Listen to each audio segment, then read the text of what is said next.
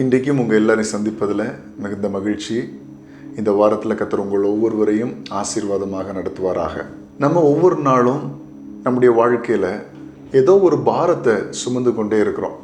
எங்கேயுமே நம்ம ஃப்ரீயாக போகிறது கிடையாது, எங்கேயுமே நம்ம ரிலாக்ஸ்டாக போகிறது கிடையாது. எங்கே போனாலும் ஒரு பெரிய லோடை தூக்கிட்டே போயிட்டுருக்குறோம். நான் சரீர பிரகாரமாக சொல்லலை, மனசில் யாருமே ஒரு ரிலாக்ஸ்டான ஸ்டேட்டில் இருக்கிறதே இல்லை. எல்லாருமே ஒரு சுமை தூக்கி கொண்டே போகிறார்கள். நம்ம வேலைக்கு போனாலும் சரி, படிக்க போனாலும் சரி, வீட்டுக்கு வந்தாலும் சரி, நம்ம ஃபேமிலியோட டைம் ஸ்பெண்ட் பண்ணும்போதும் சரி, எப்போதுமே நம்ம ஒரு சுமை தூக்கி கொண்டே இருக்கிறோம். அது என்ன செய்கிறது? நம்மளால் ஒரு காரியத்தையும் சரியாக செய்ய முடிகிறதில்ல, ஒரு காரியத்தையும் கான்சன்ட்ரேட்டடாக பண்ண முடிகிறதில்ல. ஏன்னா இந்த சுமை நம்ம மேலே இருக்கிறதுனால. இன்றைக்கி ஒரு வசனத்தை நம்ம வாசிக்க போகிறோம். அந்த வசனம் சொல்லுகிறது போல் நம்ம செஞ்சால் நிச்சயமாக நம்ம வாழ்க்கையில் ஒரு வெற்றிகரமான வாழ்க்கை வாழ முடியும். வாசிக்கலாம். சங்கீதம் 55 அதனுடைய 22 வாசிக்கும்போது, கர்த்தர் மேல் உன் பாரத்தை வைத்துவிடு, அவர் உன்னை ஆதரிப்பார், நீதிமானை ஒருபோதும் தள்ளாட ஒட்டார். நாம் ஆண்டவருடைய பிள்ளைகளாக இருந்தால், ஆண்டவரை ஏற்றுக்கொண்டு அவராலே வாழுகிற ஒரு பிள்ளைகளாக நாம் இருந்தால் நிச்சயமாக நம்ம நீதிமான்களாக இருக்கிறோம்.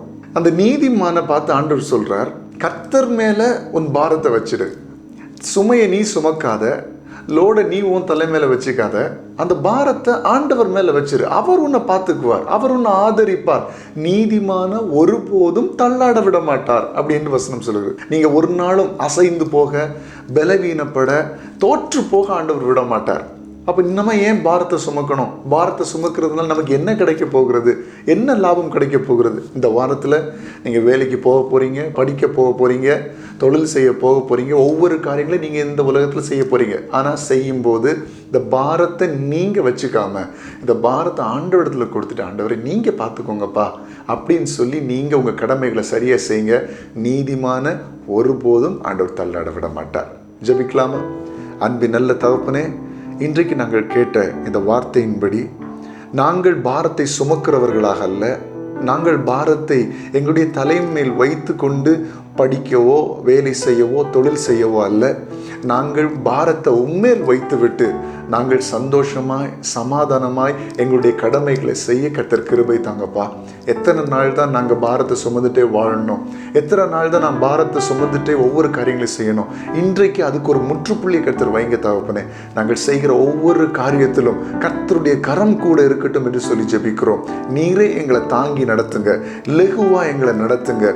பலமுள்ள தேவன் இந்த பலவீனம் உள்ள எங்களுடைய வாழ்க்கையில கூட இருந்து கிரியை செய்யுங்கப்பா. எங்களால் இனி பாரத்தை சுமக்க முடியாத தகப்பனே, நீரே கூட இருந்து எங்களை வழி நடத்தும். இந்த வாரம் உடைய பிள்ளைகளுக்கு ஆசீர்வாதமாக அமையட்டும். தாழ்த்தி அர்ப்பணிக்கிறோம். இயேசுவின் நாமத்தில் ஜெபிக்கிறோம் எங்கள் ஜெபங்கள் நல்ல பிதாவே. ஆமென், ஆமென்.